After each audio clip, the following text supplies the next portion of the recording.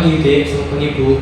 Hari ini saya akan melakukan pemeriksaan agar dan juga pemeriksaan kematangan kulit dan juga melakukan pemeriksaan balat, yaitu pemeriksaan neurologis atau pemeriksaan saraf dari adik ibu bayi ini. Jadi apakah ibu bersedia?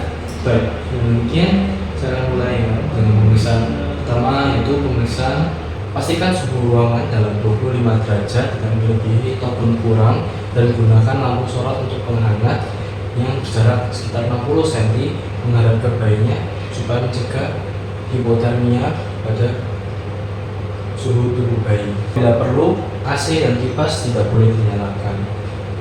Selanjutnya, kita akan mengeringkan bayi tapi tidak usah mengusap sampai vernix setelah keputihannya menghilang dari kulit bayi.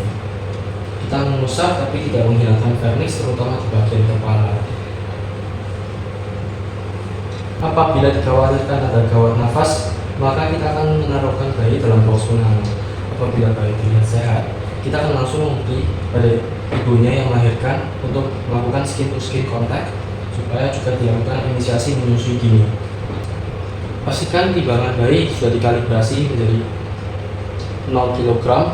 Kemudian kita akan letakkan kain baru pada timbangan sebelum kita menaruh bayi, dan pastikan kalibrasinya sudah 0 juga.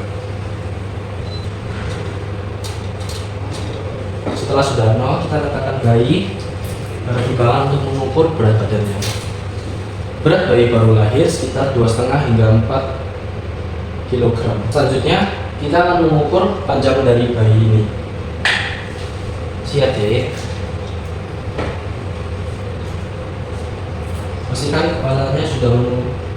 Pastikan kepalanya sudah menyentuh dasar paling atas dari infanometer ini. Kemudian kita luruskan kakinya apabila bisa dengan memberikan tekanan minimal. Kemudian kita ukur berat tingginya. Kemudian kita ukur panjangnya. Normalnya 45 hingga 54 cm. Selanjutnya kita akan mengukur lingkar kepala. Kita akan mengukur dengan menaruhkan meteran bayi. Kita akan mengukur lingkar kepala dan membandingkannya pada Nelhaus kurva. Kita akan mengukur pada diameter terbesar, yaitu dari frontalis hingga occipitalis. Tapi apabila terdapat kaput succedaneum, dapat dilakukan pada hari kedua atau hari ketiga.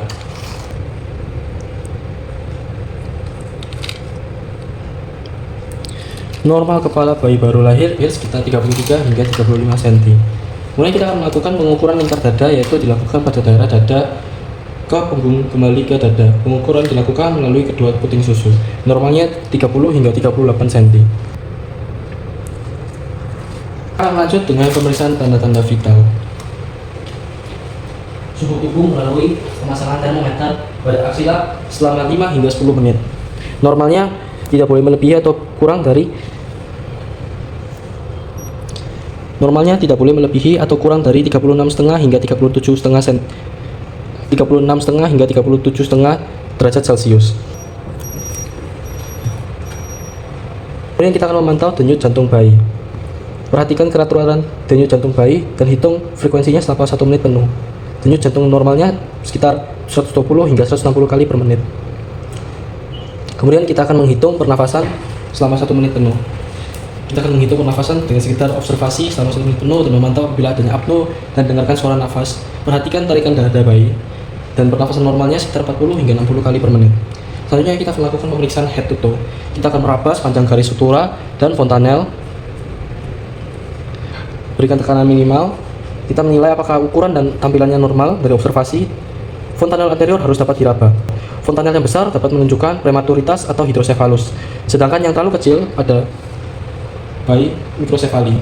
Periksa apabila ada trauma kelahiran seperti kaput succedaneum, sefal hematoma, sekitar dengan observasi, dan juga perdarahan supraperonoid atau fraktur tulang tengkorak. Perhatikan apabila ada kelainan seperti anencefali, mikrosefali, makrosefali. Lanjutkan dengan pemeriksaan mata. Pemeriksaan mata, pastikan jumlah, posisi, letak mata, dan gerakan bola matanya. Kemudian periksa pembesaran dan kekeruhan pada kornea. Si adik. Periksa juga apabila ada trauma pada palpebra, perdarahan konjungtiva, dan retina. Dan juga periksa apabila ada sekret pada mata, konjungtivitis, kuman gonoreo, atau panoftalmia, dan juga kebutahan. Periksa keadaan sklera juga. Periksa juga dalam keadaan sklera. juga apabila menunjukkan gejala icterus atau tidak. Kita juga memberikan sebelumnya kajian eye blink reflex, di mana gerakan seperti menutup mata dan mengejapkan mata. Jika bayi terkena sinar atau hembusan angin, matanya akan menutup dan akhirnya dia mengejapkan mata. Seharusnya pada saat kita tadi melakukan palpasi saat membuka matanya, seharusnya terdapat eye blink reflex. Kita memeriksa telinga dan pastikan jumlah dan bentuk posisi normal, simetris atau tidak. Pastikan apabila ada fistula atau tidak. Pastikan bayinya sudah cukup bulan dan tulang rawan sudah matang. Daun telinga juga harus benar sempurna dengan lubungan yang jelas dan di bagian atas. Pastikan letak daun telinga. Pastikan letak daun telinga dan daun telinga yang lutanya rendah, no set ears terdapat kepada bayi. Kita akan melakukan pemeriksaan kaji berikut dan lebar hidung pada bayi yang cukup bulan. Harusnya lebarnya lebih dari 2,5 cm. Bayi harus bernafas dari hidungnya. Apabila ada obstruksi, ini menunjukkan dengan adanya pernafasan melalui cuping hidung. Mungkin karena obstruksi jalan nafas, karena atresia koana bilateral, fraktur tulang hidung, esophageal, dan yang mengonjol ke nasofaring. Perhatikan apabila ada sekret, buku purulan, berdarah, atau mungkin kejadiannya sifilis kongenital. Periksa pernafasan bayi dan melakukan evaluasi pada bayi yang menunjukkan pengembangan dari gangguan pernafasan. Pemeriksaan bibir dan mulut juga harus diperiksa pada saat melakukan pemeriksaan hidung. Apabila ada lapotoskisis atau cleft lip atau lapatopalatoskisis, perhatikan juga langit-langit mulut dan bibir. Apabila ada bibir sumbing atau cleft lip atau seperti yang tadi disebutkan, perhatikan apabila bercak putih pada gusi. Dan juga berikan refleks rooting, yaitu bayi akan berusaha mencari putih susu dengan cara menyentuh, atau refleks sucking atau menghisap saat kita melakukan kajian seperti demikian. Kita memeriksa lehernya. Bayi yang lahir biasanya lehernya pendek dan kita harus memeriksa kesimetrisannya. Pergerakan harus baik jika terdapat keterbatasan pergerakan, kemungkinan ada keluhan tulang leher. Pastikan tidak ada trauma leher yang menyebabkan kerusakan plexus brachialis. Lakukan perabahan untuk mengidentifikasi pembengkakan untuk pembesaran kelenjar tiroid. Kelenjar tiroid seharusnya tidak dapat diraba. Apabila dapat teraba berarti kemungkinan ada pembesaran tiroid. Kita memeriksa juga dadanya, simetrisan gerakan dada pada saat bernafas.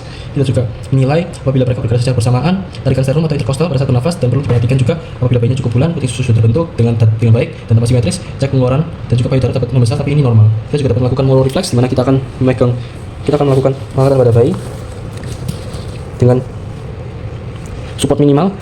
Bayi yang terasa akan terlepas atau jatuh akan melakukan refleks moro untuk menyimbangkan keseimbangannya. Apabila terdapat molar reflex, dapat diindikasikan bahwa bayi memiliki refleks yang baik, dan kita juga dapat melakukan grass reflex dengan meletakkan jari kita pada tangan bayi dan bayi akan berusaha untuk memegangnya. Ini menunjukkan refleks yang baik.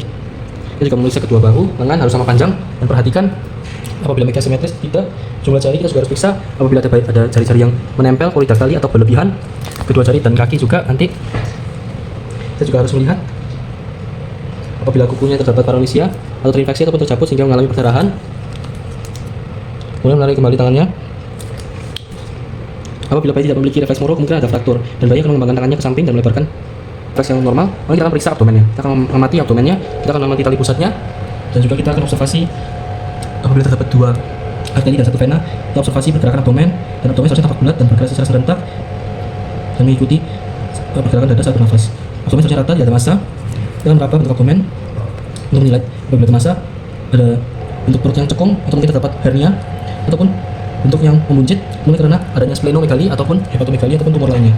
Kita juga periksa apabila dia laki-laki yang memeriksa panjang penisnya. Kita dapat mengira-ngira atau menggunakan meteran. Normalnya panjang penis bayi seharusnya sekitar 3 hingga 4 cm dan lebarnya seharusnya sekitar 1 cm. Kita juga perhatikan posisi uretranya dan pastikan juga prepusium tidak boleh ditarik karena akan menyebabkan fimosis. Skrotum harus dipalpasi untuk memastikan testisnya berada, bukan hanya kantong skrotum, pastikan ada 2 dan sudah turun dari jenisnya. Apabila perempuan pastikan sudah cukup bulan, labio minoranya menutupi labio minora. Apabila bayi pastikan labio mayoranya sudah menutup labio minora. Ini pada bayi yang cukup bulan, dan pastikan lubang uretra terpisah dari lubang vagina. Karena tampak ada sekret berwarna putih atau berdarah dari vagina, ini akibat dari pengaruh hormon ibu, akibat dari withdrawal syndrome, akibat dari withdrawal bedding. Kita akan memeriksa tungkai dan kaki, periksa kesimetrisan dari kedua kaki. Kemudian kita akan juga meluruskan kedua kaki untuk memeriksa kesimetrisannya. Kemudian kita juga hitung jumlah jari-jari kaki. Untuk tungkai harus dapat bergerak bebas, kurangnya bergerak dapat kaitan dengan trauma, fraktur, kerusakan neurologis. Dan kita akan mengaji refleks Babinski. Kita akan mengaji dan melihat apabila refleks Babinski dia mengarah ke depan. Ini menunjukkan refleks Babinski yang positif, adanya kelainan neurologis. Tapi apabila normal, maka refleksnya akan ke belakang. Kakinya pelan refleksi ke belakang seperti demikian. Kita juga akan cari tanda-tanda abnormalitas seperti spina bifida, pembengkakan, lesung, atau bercak kecil berambut seperti mandugo, ataupun abnormalitas lainnya, medulla spinalis dan kolumna vertebra. Pastikan anus dan rektum tidak ada kelainan atresia-ani, sudah mengeluarkan mekonium dalam 24 jam pertama. Tapi apabila belum keluar dalam 48 jam, kemungkinan ada mekonium plak sindrom, megakolon atau obstruksi saluran pencernaan. Kita memeriksa juga kulitnya, depan belakang. Setelah kita melakukan pemeriksaan kulit depan, kita akan melakukan pemeriksaan kulit belakang. Pastikan bahwa bayinya sendiri warnanya seharusnya pada saat dia lahir akan berwarna merah dan tidak menunjukkan tanda infeksi. Pastikan ada apabila adanya bercak itu tanda lahir, biasanya pada bokong, dan juga perhatikan vernik gaseosanya, perhatikan apabila ada nuko. Ini biasanya cukup sering pada bayi yang kurang bulan. Pastikan sebelumnya kita sudah melakukan injeksi vitamin K 1 mg intramuskular pada paha anterolateral sinistra dan pada anterolateral dextra hepatitis B pada anterolateral. Pastikan kita sudah melakukan injeksi pada anterolateral kiri dan kanan sinistra pada intramuskular 1 mg vitamin K hepatitis B vaksin 1 jam berikutnya. Pada yang kanan, kita juga dapat melakukan pengambilan. Kita juga harus melakukan pengambilan darah untuk newborn screening, HP, golongan darah, hematokrit, bilirubin, dan juga melakukan hearing impairment test, gula darah 4 hingga 8 jam setelah lahir, screening hepatomegaly dalam 48 jam. Kita akan juga lakukan pemeriksaan screening hipotiroid pada waktu 48 hingga 72 jam. Karena apabila dilakukan setelah lahir akan menunjukkan hipotiroid yang meninggi. Hipotiroid ditemukan pada saat 48 jam setelah tiroidnya meredah dari kandungan tiroid dari ibunya. Kita akan jelaskan pada orang tua dengan hasil pemeriksaan dan memberikan hasil konseling dan membereskan alat dan bahan yang digunakan dan melepaskan sarung tangan dan cuci tangan dan dokumentasi tindakan. Kemudian kita akan kembalikan bayinya pada ibunya atau meletakkan pada ruang hangat atau fototerapi apabila ada kelainan jaundice. Kita menaruhkan pada ruang hangat apabila ada gawat nafas dan kembalikan kepada ibunya untuk melakukan penyusuan lebih lanjut. Pada pemeriksaan Apgar skor pertama, kita akan melakukan pemeriksaan appearance. Kita akan menilai seluruh tubuh bayi. Apabila warnanya biru seluruh, ini menunjukkan bahwa bayinya pucat. Apabila bayinya kemerahan, ini dapat nilai normal, itu 2. Soalnya tubuh semuanya kemerahan. Apabila ekstremitasnya biru, ini 1. Untuk bayi sendiri dibilang pucat, seluruh tubuh 0. Kemudian untuk pulse dan laju jantung, kita akan meriksa dengan stetoskop punya bayi. Pastikan lebih dari 120 hingga 140 kali per menit dan bayi terlihat bugar dalam artian dia akan merengek-rengek atau menangis. Dan juga kita menilai keteraturan dari frekuensi denyut jantungnya sama 1 menit itu. Kita juga perhatikan apabila kita berikan refleks nyeri, apabila kita memberikan rangsang pada telapak kaki atau seperti menyentil ataupun cubit sedikit, tekan minimal. Perhatikan apabila ada reaksi melawan itu 2, ini nilai yang baik. Apabila di dada tidak bereaksi sama sekali, berarti 0. Bayi sendiri sudah merengek-rengek pada saat nangis sehingga dapat diindikasikan bahwa bayi memiliki refleks grimace yang baik. Aktivitas motor kita melihat hanya dengan observasi gerakan yang aktif dalam merengek-rengek. Apabila tidak ada gerakan sedikit, dia akan memiliki kesusahan untuk bernafas atau terengah-engah dan juga gerakannya minimal. Ataupun tidak ada dianggap 0. Ini gerakan aktif sehingga dianggap 2. Setelah itu kita lakukan pemeriksaan observasi respirasi. Kita melihat tangisan nafis. Kita akan melihat tangisan bayi apabila menangis sangat kuat. Sebelumnya kita melihat dari refleks grimace, sekarang kita melihat dari refleks. Sebelumnya kita melihat dari refleks grimace, sekarang kita melihat dari refleks respirasi. Kita hanya mengobservasi tangisannya. Apabila tangisannya sangat keras, berarti menangis secara kuat tanpa kita memberikan refleks sehingga memiliki usaha nafas yang baik respirasinya. Sehingga kita dapat menilai 2. Kita menilai semua skornya dan apabila kurang dari 7, maka kita dapat kaitannya dengan asfiksiasi ringan atau sedang. Apabila berat itu kurang dari 3. Apabila bagus sekali tidak ada asfiksiasi berarti lebih dari 7. Pemeriksaan terakhir yaitu balat skor. Kita akan menempatkan bayi pada tempat yang terlentang dan memastikan bayi itu sampai menenangkan diri, dan kita akan menilai postur bayinya. Postur bayinya seharusnya adalah frog pose, dimana kita akan melihat bahwa bayinya memiliki frog pose, dan kita menilai berdasarkan balat skor sesuai gambaran. Di sini neuromuscular maturity itu dapat 2, sehingga kita belum bisa dapat nilai dengan baik. Kita harus menentukan sesuai usia ukur dari kita harus menyesuaikan dengan usia dari balat skor ini. Kita lanjutkan pemeriksaan selanjutnya. Kita melihat jendela siku. Jangan refleksi pada pergelangan, diberikan cukup tekanan untuk mendapatkan posisi sefleksi mungkin. Kita akan mengukur sudut antara eminensia hipotenar dan bagian anterior lengan bawah. Jangan memutar pergelangan tangan ke kiri atau ke kanan. Kita akan memutar seperti demikian. Tidak memutarnya sampai begitu dalam. Kita akan perhatikan apabila bayi memiliki derajat seperti setelah putaran. Apabila bayi memiliki derajat seperti demikian setelah tekanan, kita juga sesuaikan dengan balat skornya. Kemudian kita juga akan melihat recoil dari tangannya. Pastikan saat kita pegang kedua lengan bayi, tangan bayi, pastikan bagian bawah sejauh mungkin dalam 5 detik. Jangan memaksa apabila tidak bisa. Bentangkan kedua tangan dan lepaskan. Amati reaksi setelah 5 detik dan berikan. Amati reaksi bayi setelah 5 detik penekanan dan lepas. Amati reaksi bayi setelah dilakukan tekanan dalam 5 detik dan juga dilepas dan berikan skor berdasarkan balat skor. Kemudian kita akan periksa sudut poplitea. Posisikan dia dalam posisi lentang dan kemudian pahanya ditempatkan lembut di perut. Selanjutnya yang kita lakukan adalah memposisikan bayinya dalam posisi terlentang, kemudian pahanya ditempatkan lembut di perut bayi dengan lututnya tertekuk penuh. Pastikan apabila dia beri tekuk, jangan memaksa. Dan pemirsa memegang kaki satu sisi dengan lembut, dan satu tangan mendukung paha dengan tangan yang lain. Jangan memberikan tekanan pada paha belakang. Pastikan bayi berhenti menendang secara aktif sebelum melakukan ekstensi kaki ini. Kemudian kaki bayi yang diekstensikan sampai terdapat resistensi pasti terhadap ekstensi. Di situ kita tidak boleh menekan lebih lanjut. Kemudian kita ukur sudut ini berdasarkan antara paha dan betis di daerah popliteal. Untuk bayi ini di sisi yang sama, kita akan dorong tangan kanan bayi dalam masih posisi yang sama. Kita akan dorong tangan bayi melalui dada bagian atas dengan satu tangan dan ibu jari dari sisi lain pemeriksa diletakkan pada siku bayi seperti demikian. Siku dapat diangkat melewati badan, namun kedua bahu harus tetap menempel di permukaan meja Gigi kepala tetap lurus. Kita amati posisi siku bayi pada dada bayi. Kita tidak mampunya untuk menyentuh bagian satunya, semakin baik maturitasnya. Kita akan melakukan perasat pada tumit telinga, heels to ears. Kita akan pertama sama posisinya, tarik sedekat mungkin kakinya, tapi jangan memaksa. Kita perhatikan panggul pada permukaan meja dan amati cara antara kaki dan kepala serta ekstensi lutut sendiri. Semakin kaku semakin baik. Apabila merah seperti agar gelatin transparan, kita menilai 1. Apabila merah mudah halus, vena-vena tampak 1. Selanjutnya kita akan melakukan pemeriksaan kulit bayi pada pewarnaan dan tekstur dan berikan skor. -1 itu rapuh, lengket, dan transparan. 0 itu merah seperti agar, gelatin transparan. 1 itu merah mudah halus, vena tampak. Dan juga 2 adanya menumpas kulit tangan atau adanya ruang, vena jarang. Atau 3 daerah pucat dan pecah-pecah, vena jarang. Atau 4 seperti kertas kulit, pecah-pecah dalam tidak ada vena. Atau 5 pecah-pecah kasar dan keriput. Yang normal di sini 2. Kemudian kita ada pemeriksaan lanugo. Kita perhatikan apabila ada bulu halus atau kita perhatikan apabila ada lanugo atau rambut halus dengan mengamati daerah atas dan bawah punggung bayi. Kemudian kita berikan skor. Apabila jarang itu 0, apabila banyak sekali itu 1. Semakin sedikit semakin baik.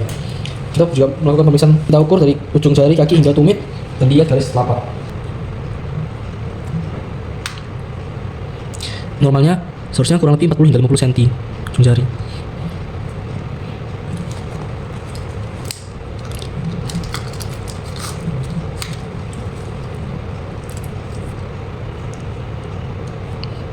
Normalnya seharusnya sekitar lebih dari 50 mm.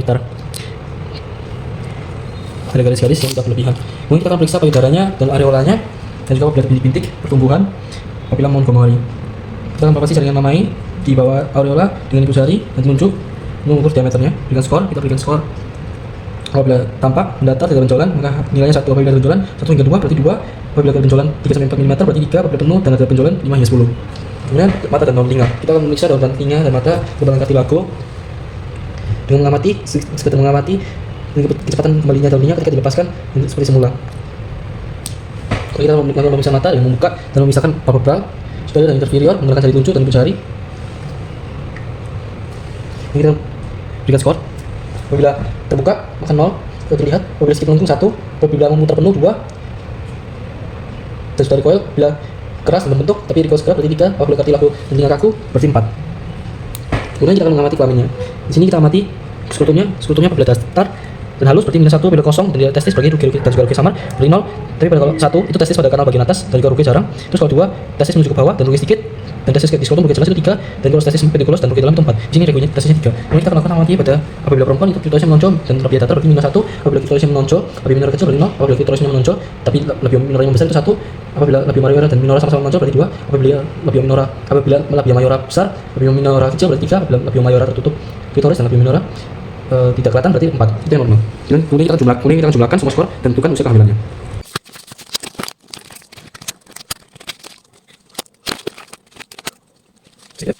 Baik Bu, untuk pemeriksaan hari ini sudah selesai. Untuk bayinya sendiri kita temukan bahwa dia memiliki keterbatasan neurologis dan kita melakukan pemeriksaan balar skor dan kita juga menemukan bahwa bayinya kadang-kadang masih terengah-engah dan belum sepenuhnya aktif. Di sini berdasarkan hasil pemeriksaan yang kita temukan bahwa bayi ini lahir cukup umur